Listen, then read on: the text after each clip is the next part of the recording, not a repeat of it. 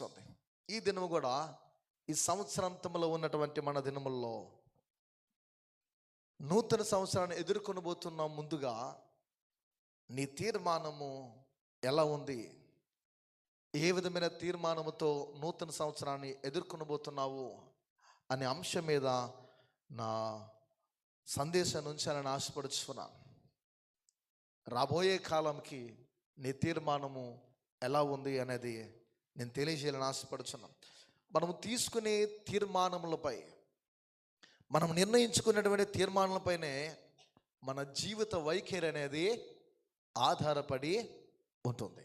అది ఎలాంటిదైనా సరే, చెడ్డ తీర్మానము చేసుకుంటే చెడు మార్గంలో మనం ప్రయాణం చేస్తూ ఉంటాం. మంచి నిర్ణయాన్ని, మంచి తీర్మానం మనం తీసుకుంటే మంచి మార్గంలో ప్రయాణం చేస్తాం. ఏ పనికైనా ముందు మనిషి అనేవాడు ఒక నిర్ణయం అనేది లేదా తీర్మానం అనేది తీసుకుంటాడు. అది ఏ కార్యానికి, ఏ పనికి మనం పూనుకున్నా, ఉద్యోగానికి, వివాహానికి, మరి ముఖ్యంగా రక్షణ పొందుటకు తీర్మానము చాలా అవసరం. క్రైస్తవ జీవితంలో రక్షణ అనేది చాలా ప్రాముఖ్యమైనటువంటిది. తీర్మానము లేని జీవితము, ఒక సరైనటువంటి నిర్ణయము లేనటువంటి బ్రతుకు ఎలా ఉంటుందంటే శూన్యముతో సమానముగా ఉంటుంది. తీర్మానము జీవితంలో లేకపోతే, ప్రత్యేకంగా ఆత్మీయ జీవితంలో సరైనటువంటి నిర్ణయము, తీర్మానము లేకపోతే బ్రతుకంతా ఎటు చూసినా శూన్యముగానే కనిపిస్తూ ఉంటుంది. అద్భుతమైన మిషనరీ డేవిడ్ లివింగ్స్టన్, ఆయన స్నేహితుడు ఒక ప్రదేశంలో జన్మించారు. ఈ ఉద్దేశం మీ అందరికీ తెలిసిందే. ఈ జరిగినటువంటి సంఘటన, ఒకరేమో విద్యను అభ్యసిస్తాడు, మరొకడేమో కళాశాలలో పెరిగి పెద్దవాడవుతూ ఉంటాడు. ఇరువురు ఆఫ్రికాకు వెళ్ళాలని నిర్ణయించుకున్నారు. ఈ సంగతి మనకు బాగా తెలిసినటువంటిది. పిల్లల, ఒక వ్యక్తి అద్భుతంగా తన కళలను సాకారం చేసుకోవడానికి ఆఫ్రికా ప్రాంతం వెళ్ళి తన యొక్క పరిచర్యను ప్రారంభించాడు. దేవుని కొరకు అతసాక్షిగా అయ్యేంత పరిచర్యను అద్భుతంగా చేశాడు. మరొక వ్యక్తి తన జీవితంలో తను అనుకున్నది కలలుగా అన్నాడు, కానీ దాన్ని సాకారం చేసుకోలేకపోయాడు. దానికి ప్రయత్నము చేయలేకపోయాడు. ఎందరో మహానుభావులు చేసుకున్న తీర్మానాలు భూమి మీద మనవలే ఉంటూ ఉంటాయి. వారి జీవితాలకు బంగారు బాటలు కూడా వారే వేసుకుంటారు. అంటే ఒక నిర్ణయానికి, తీర్మానానికి మనం వచ్చాక దాన్ని నెరవేర్చుకోవడానికి ఆ మార్గాలు కూడా మనమే సృష్టించాలి. దాన్ని మనం పొందుకోవడానికి కూడా పలు విధాలైనటువంటి శోధనలు, ఇబ్బందులు, ఆటంకాలు ఎదురవుతున్నప్పుడు దాన్ని ఎదుర్కోవడానికి కావలసినటువంటి ప్రార్థన జీవితం కూడా చాలా అవసరం. అలా ఎంతోమంది వారి జీవితంలో మిషనరీస్ ఆయా దేశాల్లో, ఆయా ఖండాల్లో వారి బ్రతుకులు కొనసాగించారు. వారి జీవితాలు ప్రభువు కొరకు సౌభాగ్యంగా మారాయి. ఈ లోకంలో అనేకులకు క్రైస్తవులుగా వారు మాదిరిగా నిలిచారు. కొంతమంది ఉంటారు, యుగాలు గడిచిన మంచి తీర్మానము చేయకుండా వారి బ్రతుకును ప్రత్యేకంగా సమయాన్ని, కాలాన్ని కాలయాపన చేస్తూనే ఉండిపోతారు. రాబోయే కాలంలో వచ్చే సంవత్సరం ఉంది కదా, లేదా ఈస్టర్ ఉంది కదా, క్రిస్మస్ ఉంది కదా, ఇలా పండగల్లో ఆధారం చేసుకుంటూ జీవితాలను కొనసాగిస్తూ ఉంటారు. అంటే వాయిదాల మనస్తత్వం కలిగినటువంటి మనుష్యులు. బైబిల్ గ్రంథంలో కొందరు భక్తులు ఉన్నారు. వీరందరూ మనకు తెలిసిన వాళ్ళే. వారి తీర్మానాలు మనకు తెలిసినవే. చాలా ఉన్నతమైనటువంటి తీర్మానాలు, అద్భుతమైనటువంటి నిర్ణయాలు. పిల్లరా, ఆ తీర్మానాలకు వచ్చి నాకు ఇవ్వబడిన సమయానుకూలంగా మీ ఎదుట ఉంచాలని ఆశపడుచున్నాను. వీరి తీర్మానాల ద్వారా వారికి ఎలాంటి ఆధ్యాత్మికమైనటువంటి ఆశీర్వాదాలు కలిగాయో, వారి తీర్మానం మనకి ఎలా మాదిరిగా ఉంటుందో, అవి మనకి ఏ విధమైనటువంటి ఆత్మ సంబంధమైన సత్యాలు, దేవుని యొక్క విలువైన దేవుడిని మనకి చేకూరే విధంగా దోహదపడతాయో, ఉపయోగపడతాయో మనం ధ్యానించుకుందాం. పిల్లరా, మొదటిగా గమనించిన ఎలా ఒక పాపి తీర్మానం. మొదటిది ఏంటి? పాపి తీర్మానం. రాబోయే సంవత్సరంలో 2026వ సంవత్సరం అని మనం పిలుస్తూ ఉన్న కాలము రాబోతూ ఉంది, మనం ఎదుర్కొనబోతుంది. 2025వ సంవత్సరం అని మనం పిలిచి ఈ కాలము మనం దాటుకుంటూ వెళ్ళిపోతూ ఉంది. నూతన సంవత్సరం ఎదుర్కోవడానికి ముందుగా నీ తీర్మానం ఏ రీతిగా ఉండాలని ఆశపడుచున్నావో ఆ తీర్మానం గురించి ఒకసారి నీవు యోచించాలి. అందులో మొదటిగా ఒక పాపి యొక్క తీర్మానం. యేసుక్రీస్తు వారితో సహా ఇరువురు దొంగలను ఏం చేశారు? సిలువేశారు. ఇరువురు బందిపోటు దొంగలు. అందులో ఒక వ్యక్తి ఆ కలువరి సిలువపై యేసుక్రీస్తు వారు వేలాడుతూ ఉన్నప్పుడు, భయంకరమైన శ్రమకు వేదనకు ఆయన గురవుతూ ఉన్నప్పుడు, కుడివైపున ఒక దొంగను, ఎడమవైపు ఉన్నటువంటి దొంగను మనం చూస్తూ ఉంటాం, బైబిల్లో చదువుతూ ఉంటాం. వారి ఇరువురిని గురించి మనకు బాగా తెలుసు. ఒక వ్యక్తి ప్రభువారిని తృణీకరించారు, యేసుక్రీస్తుని. మరొక వ్యక్తి ఆ ప్రభువుని, యేసుక్రీస్తుని రక్షకుని ఏం చేశాడు? స్వీకరించాడు. ఒకడు తృణీకరించాడు, మరొకడు స్వీకరించాడు. పిల్లరా గమనించాలి. అతడు అంటాడు, యేసు నీవు నీ రాజ్యంలోనికి వచ్చినప్పుడు నన్ను జ్ఞాపకం చేసుకో. లూకాసు వార్త 23వ అధ్యాయం 42వ వచనంలో రాయబడుతుంది. నీవు నీ రాజ్యంలోనికి వచ్చినప్పుడు ఏం చేయాలి? నన్ను జ్ఞాపకం చేసుకో, నన్ను గుర్తుపెట్టుకో. ఎవరితడు? ఒక దొంగ, ఒక పాపి తన తీర్మానాన్ని, తన నిర్ణయాన్ని, తన ఆశను, తన యొక్క అభిలాషను చనిపోతూ ఉంటున్నాను అనే సమయం తనకు ఎరుగు ఉన్నటువంటి పరిస్థితిలో ఈయన కూడా చనిపోతాడని తెలిసిన వ్యక్తిని ఏం చేస్తున్నాడు? ఆయనకి రాజ్యం ఉందని గుర్తించాడు, ఆయన ఒక రాజుని గుర్తించున్నాడు. ఇతని బ్రతుకులో తను చేసిన పొరపాటులు, తన యొక్క తప్పిదాలు ఏంటో తనకు తెలుసు కనుక నీ రాజ్యంలోనికి నువ్వు జ్ఞాపకం చేసుకోవచ్చినప్పుడు అంటున్నాడు, ఎదుటివాడిని గద్దిస్తూ ఉన్నాడు.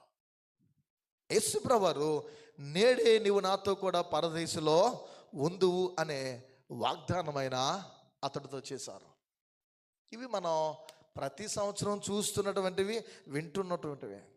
కొన్ని గంటల వ్యవధిలోనే ఒక పాపి ఏమయ్యాడంటే పరిశుద్ధుడిగా మార్పు చెందాడు. ఆ కొద్ది కాలంలోనే ఒక పాపి పరిశుద్ధుడిగా తయారు చేయబడ్డాడు. తన జీవితంలో ఒక నిచ్చెన ప్రత్యేకంగా పరలోకానికి భూమికి మధ్య వేయబడినట్లు అక్కడ ఆ సిచ్యువేషను, ఆ పరిస్థితి మనకు కనిపిస్తుంది.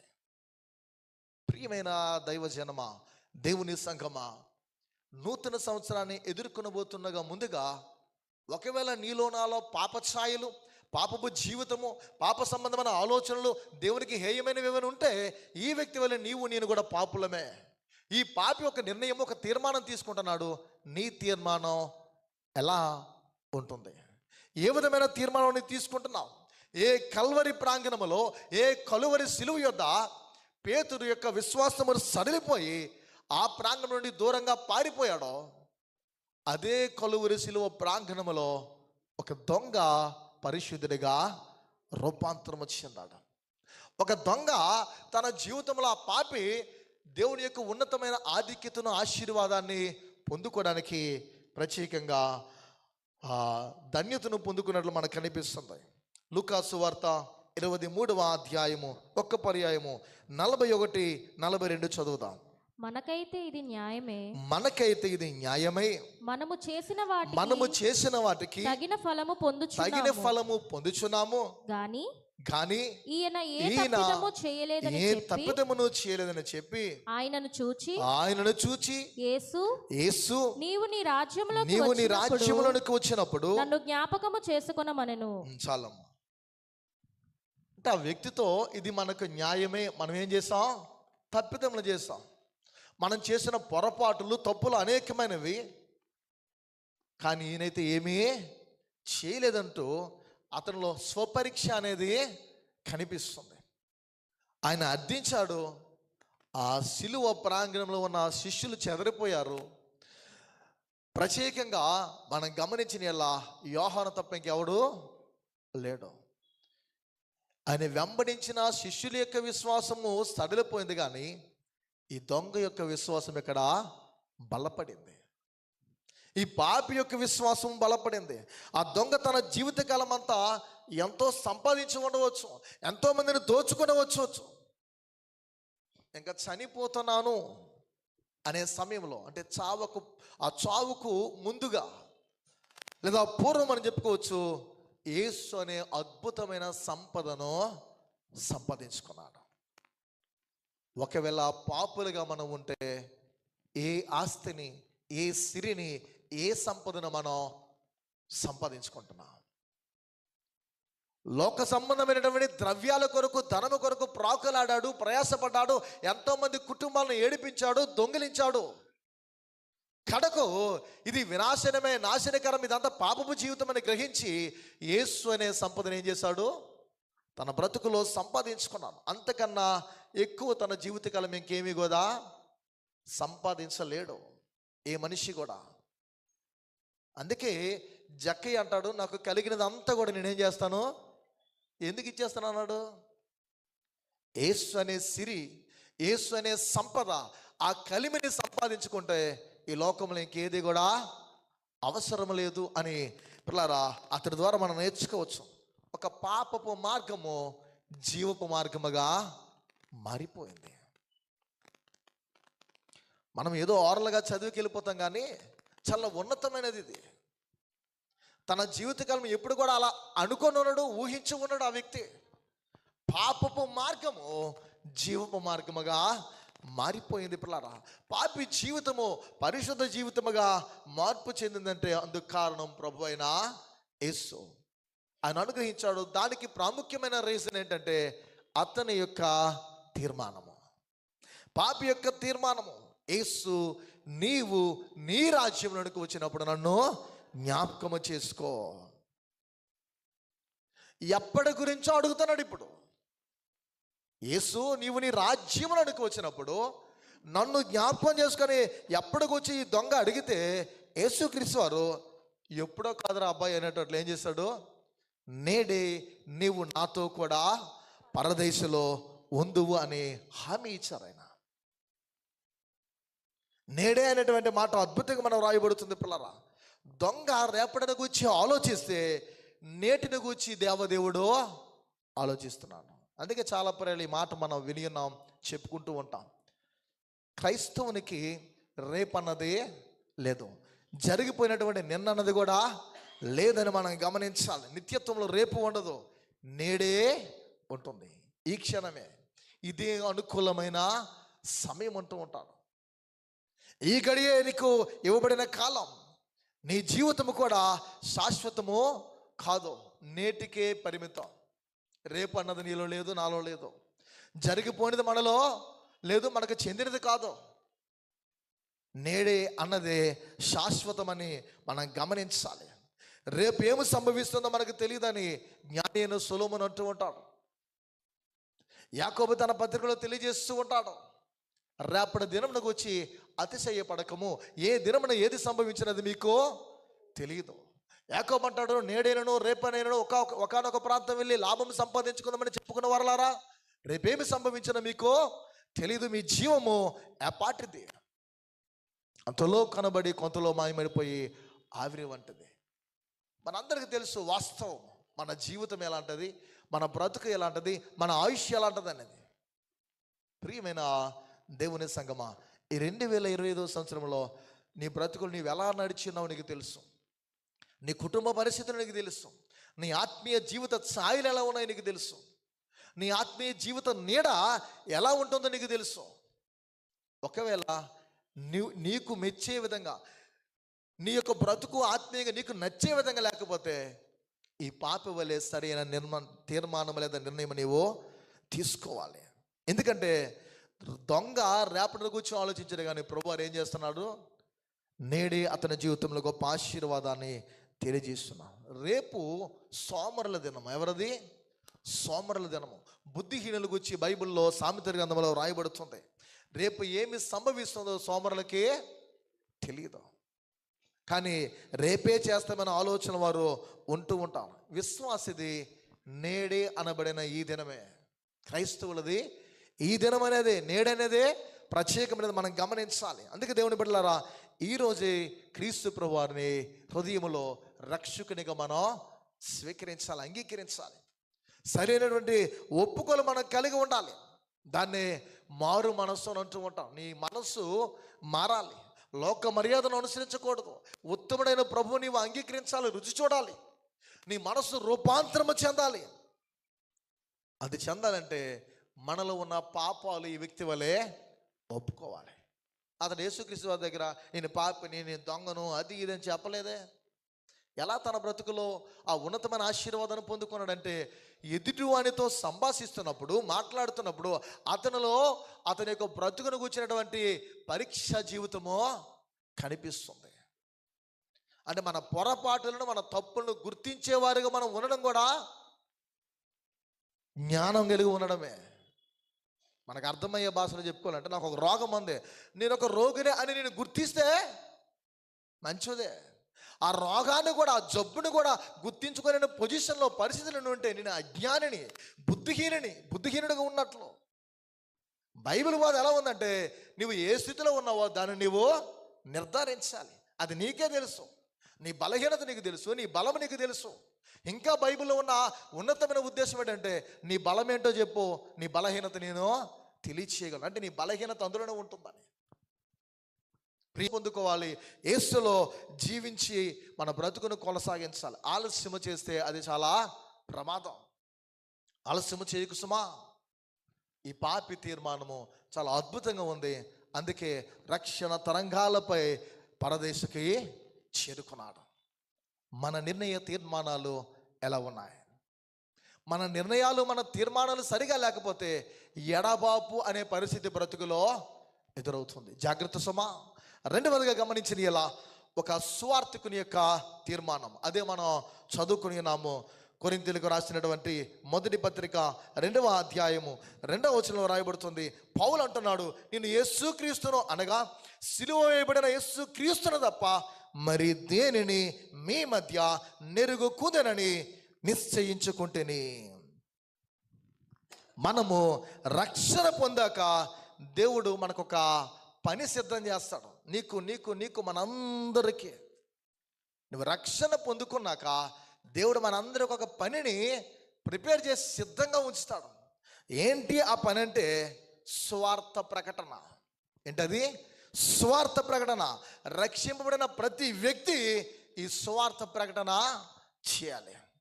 అది సంఘ పాస్టర్ల పని, ఉపదేశకుల పని, బోధకుల పని, బోధకురాండ్ర పని, ఫాదర్స్ పని, లేకపోతే సంఘంలో ఉన్న పరిచారకులైన నాయకుల పని అని అనుకుంటున్నావేమో. సువార్త ప్రకటన ప్రతి వ్యక్తిపై దేవుడు ఆ భారాన్ని ఉంచున్నాడు. అది దేవునికి అభిష్టం, అది దేవునికి ఇంపైనటువంటిది, ఆయనకి ఇష్టమైనటువంటిది. సువార్త అంటే శుభవార్త. ఏంటది? సువార్త అంటే శుభవార్త. ఏంటి ఆ శుభవార్తలో ఉన్నవనంటే, ప్రథమంగా ప్రాముఖ్యంగా చెప్పుకోవాలంటే, మొదటిది యేసు నా కొరకు జన్మించాడు, నా కొరకే ఈ భూమి మీదకి వచ్చాడు. రెండవది అందులో ఉన్నది నా కొరకు మాత్రమైనా, ఎవరితో వ్యక్తిగతంగా నా కొరకే చనిపోయాడు. ఆయన నా కొరకు చనిపోయాడు. నా కొరకు మూడవదిగా చెప్పిన ఎలా తిరిగి ఆయన పునరుత్థానుడై లేచాడు. నాలుగవది చెప్పుకుంటే అందులో ప్రాముఖ్యమైనది తిరిగి నా కొరకు అనే రెండవ రాకడలో రానయ్యున్నాడు. ఇదే సువార్త. ఈ సువార్త ప్రతి ఒక్కరూ చెప్పాలి. నేటి కాలంలో బాగా చాలామందికి అలవాటు అయిపోయింది ఏంటంటే, యేసుబాబు కళ్ళు లేని వాళ్ళు కళ్ళు ఎత్తడండి, చెయ్యి లేని వాళ్ళకి చెయ్యిలు ఎత్తడండి, కాళ్ళు ఇరిగిపోతే కాళ్ళని స్వస్థపరుస్తాడండి. అంటే ఈ స్వస్థతల యొక్క సువార్తలు ఎక్కువైపోయాయి. మనుషులు స్వస్థపరచడానికో, మనుషులను బాగు చేయడానికి కాదని వచ్చింది. మనిషిలో ఉన్న పాపపు జీవితాన్ని తీసి, మనిషిలో ఉన్న మరణ భయాన్ని తీసి, మనిషికి ఉన్నతమైన ఆశీర్వాదముతో ముడిపోయిన జీవాన్ని దేవుడు అనుగ్రహించడానికి వచ్చాడు. ఆ స్వార్థను చెప్పడానికి మరణ పునరుత్థానుడైన యేసుక్రీస్తుని మనం చెప్పాలి. పౌలు బ్రతికల మనకు కనిపిస్తుంది. వార్తకు సువార్తకు చాలా వ్యత్యాసం ఉంది పిల్లరా. దేనికి? వార్తకు సువార్తకు చాలా వ్యత్యాసం ఉంది. వార్త భూ సంబంధమైనది. వార్తలేంటి? భూ సంబంధమైనటువంటివి. కానీ సువార్త పరలోక సంబంధమైనది పిల్లరా. వార్తలో పత్రికేయులు ఏం చేస్తారు? తీసుకుని వస్తారు. మన క్రిస్మస్ జరిగింది, ఇప్పుడు కూడా ఎవరు వచ్చి ఫొటోస్ తీసుకుని వెళ్ళారు, వాళ్ళ పని అది. కానీ శుభవార్త ఎవరు తీసుకుని వస్తారు? దేవుని యొక్క దూతలు, ఆ సమూహము తీసుకుని వస్తూ ఉంటారు. లోకంలో ఉన్న వార్తలకు దేవుని యొక్క సువార్త లేదా శుభవార్తకు చాలా తేడా ఉంది. బైబిల్ గ్రంథంలో ఒక సువార్తికుడు మనం చదువుకున్న ఈ భాగంలో ప్రత్యేకంగా తన తీర్మానాన్ని తెలియజేస్తున్నాడు. అతని పేరు పౌలు, భక్త పౌలు అంటూ ఉంటారు. ఎందుకంటే అతనికి ఆ టైటిల్ లేదా పరిశుద్ధుడైన పౌలు అని టైటిల్ ఎందుకు ఇచ్చారంటే అతడు చాలా ఉన్నతమైన పరిచర్య చేస్తాడు. దేవుని కొరకు అద్భుతమైన మిషనరీ ప్రయాణాలను కొనసాగించాడు. పిల్లరా, అపోస్తల కార్యంలో 3 జర్నీస్ కనిపిస్తాయి. 3 మిషనరీ ప్రయాణాలు అతని యొక్క బ్రతుకులో కనిపిస్తూ ఉంటాయి. చాలా ఉన్నతమైన ప్రయాణాలు. ప్రతి ప్రయాణాల్లో ఆటంకాలు, ఇబ్బందులు, శ్రమలు, బాధలు, నిట్టూర్పులు. కానీ ఏ రోజు కూడా అతని యొక్క బ్రతుకులో నేను ఇబ్బందులో ఉన్నానని చెప్పుకోవడం. దేవుని కొరకు అంత త్యాగపూర్వకంగా తన శాశ్వత జీవితాన్ని కొనసాగించడం మనకు కనిపిస్తుంది. ఆయన అంటున్నమాట, నేను అనగా పౌలును యేసును తప్ప, అంటే యేసుక్రీస్తును తప్ప ఇంకెవరిని కూడా ఎరుగుకుందనే మాటలు తెలియజేస్తుంది. నేను యేసుక్రీస్తును అనగా సిలువ వేయబడిన యేసుక్రీస్తును తప్ప మరి దేనిని మీ మధ్య నెరుగుకుందనని నిశ్చయించుకుంటేని. ఇది ఈ యొక్క సువార్తికుని తీర్మానం, పౌలు యొక్క తీర్మానం, ఈ సువార్తికుని యొక్క తీర్మానం. ఒక పాపి తీర్మానం విన్నాము, ఒక సువార్తికుని యొక్క తీర్మానం ఎంత ఉన్నతంగా ఉందో మనం గమనించాలి. నేను సిలువ వేయబడిన యేసుక్రీస్తును అనగా, అంటే ఇంక దేన్ని కూడా ఎరగను, నాకు అవసరం లేదన్నట్లు చెప్పడం ఆశీర్వాదకరం. ఎంత గొప్ప తీర్మానమో, ఎంత గొప్ప నిర్ణయం మనం గమనించాలి. ఎందుకు పౌలు ఇలా అంటున్నాడు? చాలామంది మన క్రైస్తవులు కూడుకులు పెడతారు, ఏవేవో చెబుతూ ఉంటారు. మరి కొంతమంది డిబేట్లు పెడతారు. ఇప్పుడు చూడండి, సోషల్ మీడియాలో ఎక్కువగా కనిపిస్తాయి. నీకు ఎందుకు ఉపయోగం ఉంది ఆ డిబేట్ల వల్ల? పౌలు అంటాడు ఇక్కడ, సిలువ వేయబడిన యేసుక్రీస్తును తప్ప మరెవరని నేను ఎరుగుకుందును. నీ ప్రభు యొక్క ఔన్నత్యానికి వచ్చి, నీ ప్రభు యొక్క ఉన్నతమైన రోషము గల ఆ నామధేయాన్ని కొరకు, ఆయన నామములో ఉన్న బలాన్ని కొరకు, కీర్తనకోడు అంటాడు, భయంకరమైన గొప్ప నామం అంటూ ఉంటాడు. ఆయన గూర్చి మనం ప్రకటించాలి, చెప్పాలి. మీ దీనిలో మా ప్రభు ఉన్నాడు, అందులో మా ప్రభు ఉన్నాడు, ఇది కాదు. ఏం చేయాలి? నీవు అనుభవించిన ప్రభుని గూర్చి నీవు నీ బ్రతుకులో తెలియచేసేవారుగా నీవు ఉండాలి. పౌలు యొక్క తీర్మానం చాలా అద్భుతంగా ఉంటుంది. పిల్లరా, మరి దేనిని మీ మధ్య నెరుగుకుందనని నిశ్చయించుకుంటాను. చాలామంది తర్కవేదాలకు వెళ్తూ ఉంటారు, తర్కించేవారిగా ఉంటూ ఉంటారు. ఆ కింద వచనాల్లో మనం చూస్తే జ్ఞానయుక్తమైన ఆ విషయాలు, జ్ఞానమునకు వచ్చిన మాటలు తెలియజేస్తూ ఉంటాడు. పిల్లరా, 9వ వచనం ఒకసారి చదువుతాం, 2వ అధ్యాయం. ఇందును గూర్చి దేవుడు తన్ను ప్రేమించు వారి కొరకు ఏవి సిద్ధపరచెనో అవి కంటికి కనబడలేదు, చెవికి వినబడలేదు, మనుష్య హృదయమునకు గోచరము కాలేదని రాయబడి ఉన్నది. చాలమ్మా, దేవుడు తను ప్రేమించే వారికి తాను సిద్ధపరిచినవి ఎలా ఉంటాయో అద్భుతంగా తెలియజేస్తున్నాడు పౌలు. ఇది యొక్క ప్రవచన రూపంలో ఉన్న మాటను ఎత్తి చూపిస్తున్నాడు. ఇక్కడ మనం గమనించాలి పిల్లరా, ఇతర దేవతలను లేదా ఇతర దేవులను, మతాలను విమర్శిస్తూ ఉంటారు మనలో ఉన్న క్రైస్తవులే చాలామంది. ఇది వాస్తవం. ఇతర దేవులను, దేవతలను విమర్శిస్తూ ఉంటారు, తర్కవాదానికి దిగుతూ ఉంటారు, ఇంకా చెప్పుకుంటే వితండవాదానికి వెళ్ళిపోతారు. వితండవాదానికి వెళ్తూ ఉంటాం అంటే తమకున్న పరిజ్ఞానము, మేధాశక్తి, జ్ఞానాన్ని అంతా కనపరుచుకోవడానికి ప్రయత్నం చేస్తూ ఉంటారు పిల్లరా. పౌలు అంటున్నాడు, వీటన్నిటి నిమిత్తం నాకు ఏది లేదు, వీటన్నిటితో నాకు ఏ నిమిత్తము లేదు, ఏ సంబంధం లేదు. పౌలు యొక్క ఆలోచనను నేను క్రీస్తును మాత్రమే ఎరుగుదును. మనం ఎవరిని ఎరుగు ఉన్నాము? నేను క్రీస్తును మాత్రమే ఎరుగుదును. యేసుక్రీస్తు తప్ప ఇంకెవరిని కనిపించకూడదు. ఒక నాయకుడు కానీ, ఒక కాపరి కానీ, వేరే దేవుడు కానీ, వేరే దేవత కానీ, మనుష్యులు ఎవరు కూడా ఏం చేయకూడదు? ఆయన స్థానంలోకి నీకు కనిపించకూడదు. ఆయన ప్రభు, ఆయన జీవము గల దేవుడు, ఆయన మాత్రమే ఆరాధించాలి. ఆరాధనకు ఆయనే యోగ్యుడు ఆరాధనతో పాటలు పాడుకొని మనం క్లాప్స్ కూడా వేసుకొని గెంతులేసి వెళ్ళిపోయినది కాదండి ఆరాధన. నేను చెప్తున్నది సంపూర్ణంగా హృదయపూర్వకంగా. చూడండి, యెషయా గ్రంథంలో రాయబడిన మాట మత్తయిలో అంటూ ఉంటాడు, మీరు పెదాలతో నన్ను కనపరుస్తున్నా కానీ హృదయపూర్వకంగా నువ్వు హృదయపూర్వకంగా నీ ప్రాణము, నీ శరీరము, నీ ఆత్మ ఏకీభవించి ఆయనకి నువ్వు సమస్తము నీ జీవితంలో అప్పగించి నువ్వు చేసిన ఆరాధన దేవునికే కావాలి. అందులో అన్నీ ఉన్నాయి. ఓన్లీ పాటలే కాదు, నీ ప్రార్థన, నీ భక్తి, నీ నడవడిక, నీ భయము, సమస్తము ఆయన ఆరాధించేవానిగా ఉండాలి. చూడండి, డక్సాలజీ పితృపుత్ర పాడతాం. యాక్చువల్లీ దాని టైటిల్ ఏంటంటే స్తుతి కీర్తన అంటారు దాన్ని. ఏంటది? స్తుతి కీర్తన. సంఘమంతా లేచి స్తుతి కీర్తన పాడడానికి రీజన్ ఏంటో తెలుసా? ఆ థర్డ్ బెల్ మోగేసరికల్లా సంఘంలో ఎవరు కలిసి సరిదీసుకొని చాలా భయముతో ఒకే కంఠముతో అందరూ ఏకముగా పాడతారు. ఆంధ్ర క్రైస్తవ కీర్తనలు అంతే, అవి అందరూ పాడాలని పెట్టినటువంటివి. ప్రియమైన దేవుని సంగమా, మన జీవితంలో గమనించాలి, నేను క్రీస్తును తప్ప ఇంకెవరిని ఎరుగును అని పౌలు అంటున్నాడు. మనం ఎవరిని ఎరుగు ఉంటున్నాము? పదే పదే రిపీటెడ్గా ఇలాంటి మాట్లాడకూడదు. కానీ ఏదో ఊరు వెళ్తే ఆ చర్చిలకు వచ్చి, ఆ సంఘాలకు వచ్చి, అక్కడ ఉన్న మనుషులు లేదా మాలాంటి పాస్టర్స్ని వీరి గురించి చెప్పుకుంటాం. మనం ఎవరి గురించి చెప్పాలి? నీవు ఆ దేవుణ్ణి ఎలా అనుభవించావు ఆయన గురించి చెప్పాలి.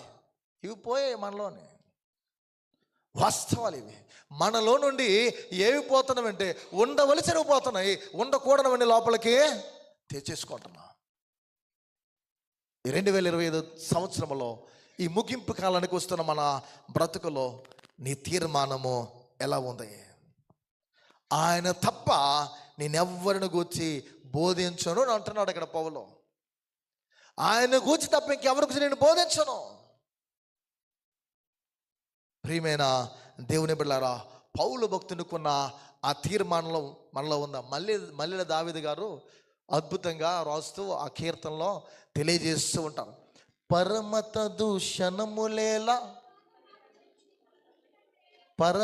దూషణములేలా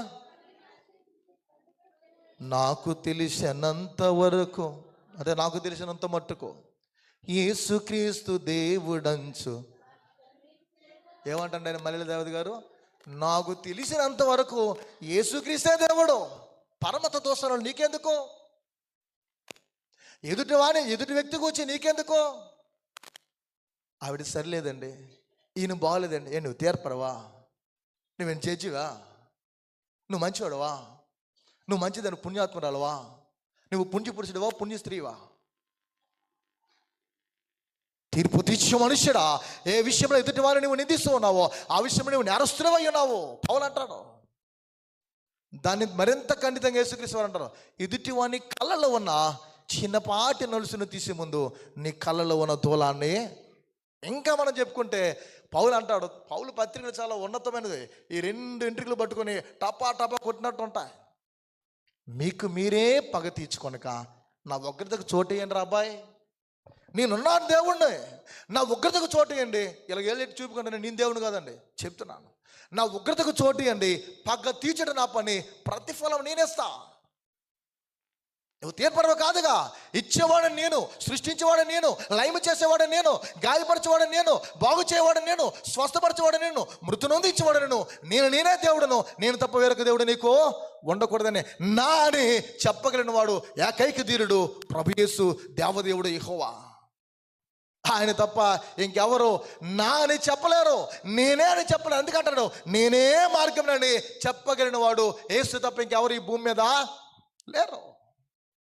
మనమెవరమండి నిమిత్త మాత్రమును. భూమి ఎంత పాడుతున్నప్పుడు అందులో నీ బ్రతుకు నా బ్రతుకు మన జీవితాలు ఎంత? నీ తీర్మానం ఎలా ఉంది? మల్లెల దావీదు గారు అంటున్నారు, పరమత దూషణములు ఎలా పరిహసించి ఎదుటివాడిని నువ్వు పరిహసించడం ఎందుకు?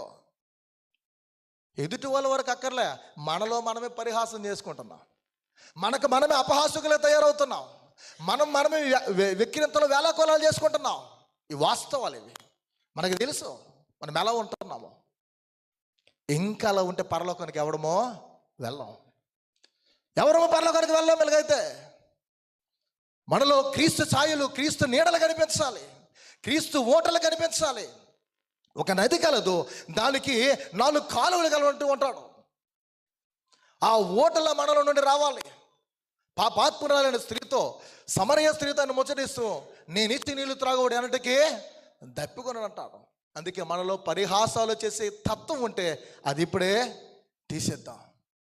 స్వార్థికునికి పౌలుకు ఉన్న తీర్మానం మనం తీసుకుందాం. యేసు క్రీస్తును తప్ప మరెవరు నేను ఎరుగుకుందును. ఒకవేళ అంత భక్తి, అంతకు వచ్చి దేవుని మందిరానికి వచ్చి, లేదా దైవ కుటుంబాల కొరకు, క్రైస్తవుల కొరకు అంత కన్సర్న్ మనలో ఉంటే, చిత్తమైతే ప్రభు చిత్తమైతే మనలో అలాంటి ఆశ ఉడితే ఎదుటి వరకు మనం ప్రార్థన చేయాలి. అనేకుల కొరకు మనం ప్రార్థన చేయాలి. ఒక పాపి తీర్మానం తీసుకున్నాడు, అద్భుతంగా దీవింపబడ్డాడు. దేవుని యొక్క పరదేశంలో ఉండే స్థానాన్ని పొందుకున్నాడు. ఒక సువార్థికుని తీసుకున్నాడు తీర్మానం. ఆ తీర్మానం తన బ్రతుకులో ప్రభువునే యేసుక్రీస్తుని ఎరిగి ఉన్నాడు. కడకు ఆయన కొరకు శిరచ్ఛేదనం చేయబడంతగా అతసాక్షిగా మారిపోయాడు. చివరగా ఒక నాయకుని తీర్మానం. మనందరం ఇది జాగ్రత్తగా ఉండాలి. మనము కూడా నాయకులమే. ఒక నాయకుని తీర్మానం. నాయకులు అనే పదం మనందరికి బాగా పరిచయమైనటువంటి పదం. అందులో మెయిన్ లైన్ సంఘాల్లో ఉన్న వారికి బాగా పిల్లరా సుపరిచితమైన పదం. నాయకులు అనే మాటకు అర్థం తెలియని వారు ఎవరో ఉండరు. అయితే దైవ నాయకత్వం, దేవుని నాయకత్వం వేరు పిల్లరా. మానవ నాయకత్వం, ఈ లోకంలో ఉన్నటువంటి నాయకత్వాలు వేరు. అంటే మనుష్యుల నాయకత్వం వేరు. దేవుని నాయకత్వానికి, మనుష్యుల నాయకత్వానికి తేడా ఉంది. దేవుడు తన నాయకత్వాన్ని మానవులకి అప్పగించాడు, మనుష్యులకి అప్పగించాడు. అదే క్రైస్తవ నాయకత్వం. దాన్ని పిల్లరా క్రిస్టియన్ లీడర్షిప్ అంటూ ఉంటారు. క్రైస్తవ నాయకత్వం. నాయకులు పరలోకం నుండి రారు, వారు నీ నా మన మధ్యనే పుడతారు. దేవుడు లేవనెత్తాడు. అసలు అడికి ఏమీ లేదు, వాడులే మనం నడిపించబట్టి అంటూ ఉంటా. దేవుడు ఎన్నుకున్నప్పుడు నీవెవరు? దేవుడు వాడుకున్నప్పుడు మనమెవరము అనడానికి? దావీదుకు ముందు సౌలుని ఏర్పాటు చేసుకుని దేవుడు నడిపిస్తున్నప్పుడు చుట్టుప్రక్కల చూసిన మనుషులు, ఈ సాల్తీయా ఇతడు మనల్ని రక్షిస్తాడని వేలాకోలం చేసే ప్రక్కన ఉన్న వాళ్ళు, వీరే మిమ్మల్ని వేలాకోలం చేసి వీళ్ళని చంపేద్దామంటే ఏమి అన్నవాడు. షిమి కుక్కని తిడుతూ ఉంటే దావీదుని, వాడికి తిట్టే భాగ్యాన్ని దేవుడిచ్చిన వాడినేమి అనొద్దు అంటాడు. నాయకులు మన మధ్య నుండి వస్తారు. దేవుని యొక్క ఏర్పాటు. మోసే అనే గొప్ప నాయకుడు కనిపిస్తాడు. అందుకే 91 కీర్తన రెస్పాన్స్ రీడింగ్గా ఉత్తరప్రచిత్ర భాగంగా మనం చదువుకున్నాం. మోసే గొప్ప నాయకుడు. యెహోషువ అనే నాయకుడు ఇశ్రాయేలుని, ఇరువురు కూడా ఇశ్రాయేలు ప్రజలను పిల్లరా మధ్యన వారు జన్మించి గొప్పవారికి వారు వర్ధిల్లారు, పెరిగి పెద్దవారయ్యారు. వారి జీవితాలు చాలా ఉన్నతమైనటువంటి పిల్లరా. కాకపోతే విధేయత అనే అద్భుతమైనటువంటి గుణమగల వారి నందున వారిని దేవుడు ఏర్పరచుకొని వాడుకున్నాడు. ఏంటది? విధేయత అనే సద్గుణము. ఆ అద్భుతమైన ఆ గుణం మనలో ఉంటే దేవుడు వాడు. అవిధేయత మనలో ఉంటే ఎప్పటికీ దేవుడు మనల్ని వాడు. విధేయత మనలోకి రావాలి. సరే, మోసే మృతి చెందాడు, చనిపోయాడు.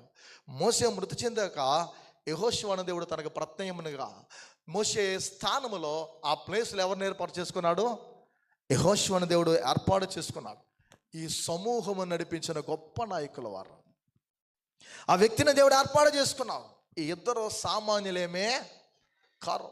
ఒక్కొక్క వ్యక్తి గురించి మనం ఎంతకాలమైన వారిని మనం చెప్పుకోవచ్చు, ధ్యానించవచ్చు. వీరు సమూహాలు నడిపించారు పిల్లరా. నాయకుడైన యెహోషువ ఒక మంచి తీర్మానం చేసుకున్నాడు. అదే మనం చదువుకున్న మొదటి భాగము 24వ అధ్యాయం యెహోషువ ప్రత్యేకంగా 15వ వచనం మనకు కనిపిస్తూ ఉంది.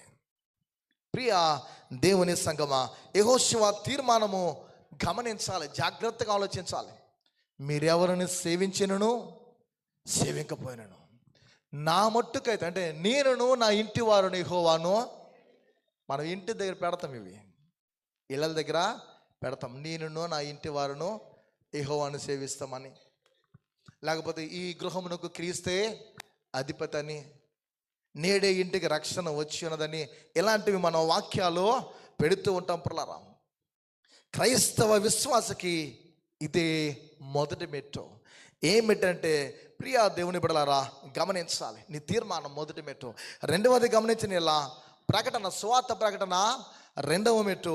క్రీస్తులో స్థిరపడి సంపూర్ణంగా మన బ్రతుకును కొనసాగించినప్పుడు దేవుని సేవించడం మూడవ మెట్టు. ఆ మూడవ మెట్టు దేవుని సేవించడం అంటే, ఆయన ఆరాధించడం అంటే కుటుంబముగా. అదే అంటున్నాడు, నేనును నా ఇంటి వారిని యెహోవాను సేవించేదాం. యెహోషువ యెహోవాను సేవిస్తామని చెప్తున్నాడు. తన హిస్టరీ చాలా అద్భుతంగా ఉంటుంది. ముందుకు దాని గురించి ప్రత్యేకంగా ధ్యానించుకుంటే ఎందుకు అతడు అలా అనవలసి వచ్చింది. ఆ నది అవతల ఉన్న ప్రజలు ఎలాంటి వారు, ఆ దేవతల గురించి దేవుళ్ళ గురించి ఎందుకు సంబోధించాడు అక్కడ. ఒంటరిగా సేవించడం కంటే కుటుంబంతో సేవించడము ఆశీర్వాదకరము, ధన్యకరము. పిల్లరా, కొందరు గృహాలలో కుటుంబ ఆరాధన జరుగుతూ ఉంటాయి, మరి కొంతమంది గృహాలలో జరగవు. మీరు వాస్తవం నమ్మిన నమ్మకపోయినా మా పాస్టర్ల గృహాల్లో చాలా జరుగుతాయి, కానీ అరుదుగా కనిపిస్తాయి. భర్త ఉంటే భార్య ఉన్నాడు, భార్య ఉంటే భర్త ఉన్నాడు కొన్ని సంఘాల్లో. ప్రియమైన దేవుని బిడ్డలారా, మీ కొరకు సేవకులు అంతలా పరిచయం చేస్తున్నప్పుడు ఒక్కొక్క సంఘాల్లో బాగా తీరుబడిగా, బద్దకొస్తలుగా, సోమరపోతులుగా తయారవచ్చు కాపర్లో. ఇది కూడా వాస్తవం. ఎందుకంటే వాళ్ళకి ఏ పని పాటు ఉండదు. ఇంకా వాళ్ళకి శుక్రవారం ఆదివారం పాస్ గారు కనిపించాలి, ఇంకే రోజులు కనిపించగల చాలా ఏరియాలు ఉన్నాయి. పాస్ గారిని దుక్కుటిద్దు ఉంటుంది కదా, అలా వాడుకోవాలి. వాడుకోవడం కూడా రావాలి. వాడుకోవడం రాకపోతే కాపరి కూడా దానికి తగ్గట్టే వెళ్ళిపోతారు. ప్రియ దేవుని సంగమా, మన గృహాలలో ఏం రావాలి? నిరంతరం రక్షణ సునాదాలు ప్రకటింపబడాలి. కొందరు గృహాల్లో పిల్లరా సేవిస్తారు, ఆరాధిస్తారు, కుటుంబ ప్రార్థనలు చేస్తారు. భార్య ఉంటే భర్త ఉండదు, భర్త ఉంటే భార్య ఉండదు, ఇరువురు ఉంటే పిల్లలు ఉండరు. మన జీవితంలో ఈ నాయకుని యొక్క తీర్మానం వలె మన తీర్మానము ఎలా ఉంది? ముగింపుకు వస్తున్నాను. నీ తీర్మానం ఏ రీతిగా ఉంది? నా ఇంటి వారు యెహోవాను లేదా యేసు ప్రభువును సేవిస్తామని ఆలోచన ఉందా? నీవు పుట్టి బాప్తిసం పొందుకుని పెరిగి ఎదిగినటువంటి బాప్టిస్ట్ సంఘములో అత్యద్భుతంగా ఉన్నటువంటి వాక్యాలతో కూడా నీ పిల్లలు మీరు నేర్చుకుంటూ ఆంధ్రదేశ కీర్తనలో 1 నుండి ఉన్న కీర్తనలో ఎంతవరకు కీర్తనలు మన పిల్లలు మనం నేర్చుకున్నాము? ఇవి మనకు వచ్చా? నేర్చుకునే వరకు నీ పాటలు వచ్చి కనుక ఏం చెప్తుండే అనుకో, నాకు ఎక్కడికి వెళ్ళి అలాగే చెప్తాను నేను. చర్చి బయలా మనకు తెలుసా? నీ స్కూల్లో నీ పిల్లలు నీవు జాయినింగ్ చేస్తే ఆ స్కూల్ యొక్క పద్ధతులు ఏంటి, అక్కడ రూల్స్ ఏంటి తెలుసుకుంటాం. బాప్తిసం పొందుకున్న తర్వాత నీ పద్ధతులు గురించి, సంఘ యొక్క బయలాగా వచ్చి ఏ రోజైనా ఆరాధిస్తావా? యూత్కి వెళుతున్నప్పుడు యువజన సమాజంలో అంటారు ప్రత్యేకంగా దీన్ని, యూత్ ఫెలోషిప్ అని పిల్లరు. అక్కడ సాటర్డే జరుగుతుంది, లేదా కొన్ని చర్చలు సండే పెట్టుకుంటారు ఈవినింగ్. మన పిల్లలు ఆరాధన ఎలా జరుగుతుందో వాళ్ళ ఆరాధన కూడా అలాగే ఉంటుంది. వాళ్ళు ఏం నేర్చుకుంటున్నారు? ఇంటికి వెళ్ళక మీరు ప్రశ్నిస్తున్నారా? సండే స్కూల్ పిల్లల్ని ఎంతవరకు మన పిల్లలు బంగారు వాక్యాలు నేర్చుకున్నారని క్వశ్చనిస్తున్నామా? ఎందుకు ఈ మాటలు చెప్తున్నంటే 2025వ సంవత్సరం ముగింపుకు వచ్చాం. ఈ సంవత్సరం అంతా ఆత్మీయ జీవితంలో నా భర్త, నా భార్య, నా కుమారుడు, నా కుమార్తె ఎంతవరకు ఆత్మీయంగా డెవలప్ అయ్యారు, అభివృద్ధి చెందారు? లెక్కించవలసిన బాధ్యత నీపై ఉంది. ఒక నాయకుడు అంటున్నాడు, నేనును నా ఇంటి వారు యెహోవాను సేవించదాం. ఊరికే Sunday school superintendent, Sunday school teachers, youth fellowship నడిపిస్తున్న ప్రెసిడెంట్, సెక్రటరీ, ట్రెజరరు, లేకపోతే బోర్డు అడ్వైజర్ వరకు ఉండరు. వాళ్ళు చాలా శ్రమపడి ముందుకు వచ్చి కష్టపడి వాళ్ళు అన్నీ చేస్తూ ఉంటారు. అలాగే సంఘంలోని ఎగ్జిక్యూటివ్ బాడీ నాయకులు, వారికి డబ్బులు ఏమి ఇవ్వరు కదా, వాళ్ళు వచ్చి పరిచయం చేస్తున్నప్పుడు మనం ఎంతవరకు అభివృద్ధి చెందుతున్నాం అనేది క్వశ్చన్ చేసుకోవాలి, మనం ప్రశ్నించుకోవాల్సిన అవసరం ఉంది. పాస్టర్ వాగుతాడు, ఒక అరగంట 45 నిమిషాల్లో విని వెళ్ళిపోదాం బ్యాగులు తెరదేసుకొని అనుకుని వస్తున్నాం మేము చర్చికి. దేవుడు అన్నీ చూస్తాడు. నువ్వెందుకు వచ్చావు మందిరానికి, ఏం పట్టుకొని వెళ్తున్నావు, ఏం నేర్చుకొని వెళ్తున్నావు అన్నది చాలా ప్రాముఖ్యం. నువ్వు ఏమి నేర్చుకొని వెళ్ళకుండా నీ బ్రతుకులు ఉన్నావంటే నీ బ్రతుకు ఒక దండగా. మన మాటల్లో మనం చెప్పుకున్నట్లు మన జీవితాలు శూన్యమయమై ఉండినట్లు పిల్లరా, ఒక నాయకుడే అంటున్నాడు, ఎంతమంది లక్షల కాల్బలము కలిగినటువంటి ప్రజలను నడిపిస్తున్నటువంటి నాయకుడు ముందుగా సంకోచించాడు, ముందుగా తన బ్రతుకులో నమ్మకానికి రాలేకపోయాడు. మోషేకు తోడగినట్లు నా ప్రభు నా దేవుడు నాకు తోడై ఉంటాడా? ఎంతమంది నేను నడిపించగలనా? మనం అనుకుంటాం, నేను లేకపోతే, మేము లేకపోతే, నేనే లేకపోతే ఏది అక్కడ జరగదను. నువ్వు లేకపోతే ఇంకొకరిని దేవుడు పెట్టుకుంటాడు. దావీదు నేనే కట్టేస్తాను అనుకుంటే, నువ్వు పక్కకు తప్పుకురా బాబు, దేవుడు ఏం చేశాడు? సొలొమోను పెట్టుకున్నాడు. సొలొమోను బ్రతుకుని పక్క బాగులేకపోతే దేవుడు ఏం చేశాడు? సౌలును తీసుకొచ్చాడు. పిల్లరా, మనం ఎలా చూస్తే చాలామంది జీవితాలు కనిపిస్తాయి. మరీ మాత్రమే పరిశుద్ధురాలు, ఆమె మాత్రమే రక్షకుడికి జన్మనిచ్చింది, ఆవిడ అలా లేకపోతే ఆయన వచ్చేవాడు, ఆవిడ ప్లేస్లో ఇంకొన్ని దేవుడు ఏర్పాటు చేసుకుంటాడు. దేవుడు ఆయన తన యొక్క ప్రజలని, మనుషులను, వస్తువులను వాడుకుని, ఎందుకంటే సృష్టిని శాసించగల దేవుడు, సృష్టినే కలుగు చేసిన దేవుడు. ఆయనకి అసాధ్యమేది కాదు, ఆయనకి అసాధ్యమైనది ఏది కూడా లేదు. ఇక్కడ ఉన్న యవ్వన కుమార్తెలు ఉన్నారు, కుమారులు ఉన్నారు, అక్కడ చాలామంది చిన్నపిల్లలు ఉన్నారు. భవిష్యత్తులో వీళ్ళు ఇలా ఉంటారు అని మనం ఎక్స్పెక్ట్ చేయగలమా? ఊహించగలమా? ఆలోచించగలమా? ఇంగ్లాండ్ దేశాన్ని తల్లక్రిందలు చేశారు జాన్ వెస్లీ ఆనాటి కాలంలో. బిల్లీ గ్రహం గారు ప్రభు పిలుపుని అందుకున్నటువంటి ఆయన, ఏ దేశంలో కూడా ఆయన గూర్చి తెలియదు, ఆయన ప్రసంగాలు తెలియదు అన్నవారు ఎవరు లేరు. దౌర్భాగ్యం ఏంటంటే మన బ్యాప్టిస్ట్ సంఘాల్లో చాలామందికి ఇంకా మాసిలమ్మని గారి గురించి కూడా తెలియదు. ఇండియన్ బిల్లీ గ్రహం అనేవారు ఆయన. అలాంటి వక్త, అలాంటి ప్రసంగి చక్రవర్తి ఇప్పటికి కూడా భారతదేశంలో రాలేదు. అంత ప్రసంగికుడు ఆయన. ఎందుకు ఆయన గురించి చెప్పాల్సి వస్తుందంటే, ఆయన యేసుక్రీస్తు కొరకు అంతలా వాడబడ్డాడు. నీ సంఘాన్ని నువ్వు ప్రేమించకపోతే, నీ మందిరాన్ని నువ్వు ప్రేమించకపోతే, నీ ఇంటిని నువ్వు ప్రేమించకపోతే, నీ బిడ్డలను నువ్వు ప్రేమించకపోతే, నీ బ్రతుకు దేవునికి అంత ప్రీతికరంగా ఉండదు. ఎందుకు ఆ కీర్తనలు అంటాడు, యెరూషలేమా నేను నిన్ను మరచనీయాలంటాడు. యెరూషలేమా నేను నిన్ను ముఖ్య ఉద్దేశంగా ఎంచకపోతే, అన్నిటికంటే ప్రాముఖ్యమైనదిగా నిన్ను ఎంచకపోతే, ఎందుకు మాట్లాడతాడు? తన నాలుకను గూర్చి, తన కుడిచే నేర్పును గూర్చి ఎందుకు మాట్లాడతాడంటే, దేశాభిమానం. ఆ దేశాన్ని గూర్చి, ఆ ప్రాంతాన్ని గూర్చి, దేవునికి ఏర్పాటు చేసుకుని ఆ స్థలాన్ని గూర్చి ఉండాలి. మనకు కూడా అదే భక్తి ఉండాలి. మన ఇంటి కొరకు, మన కుటుంబం కొరకు, మన బిడ్డల కొరకు, మన సంఘం కొరకు ఉండాలి. ఎందుకంటే ఈ నాయకుని తీర్మానం అలా కనిపిస్తుంది పిల్లరా. భర్తలు, భార్యలు అందరూ కలిసి కుటుంబంలో ఆయన సేవించాలి. పిల్లలు యెహోషువ గృహములో ఆయన ఏం చేశాడు? సేవించారు. కొందరు పిల్లలు దేవుని సేవించుటకు భార్య ఆటంకం అని అంటూ ఉంటారు. మా ఆవిడ నన్ను రాక్షసులా తినేస్తుంది అని అంటారు.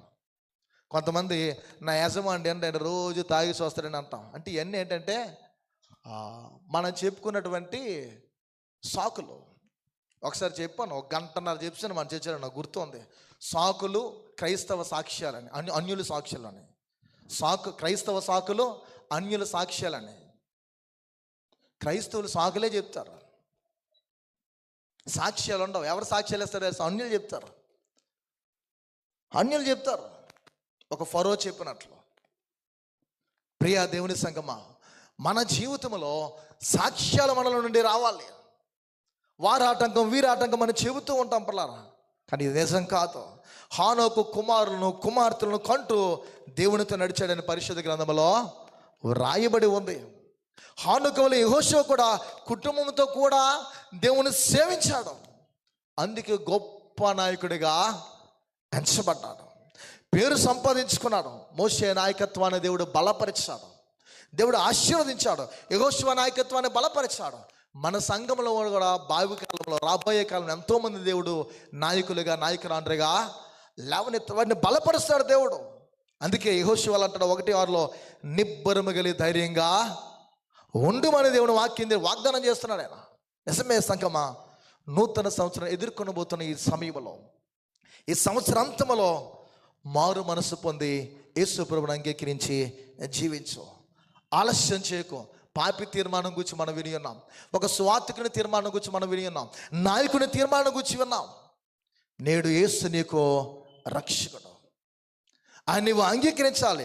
రేపు ఆయన న్యాయాధిపతి, నేడు ఆయన నీకు రక్షకుడై ఉన్నాడు, రేపు ఆయన న్యాయాధిపతి, ఆయన తీర్పరి, జడ్జి ఆయన రాబోయే కాలంలో న్యాయాధిపతిగా ఉన్నాడు.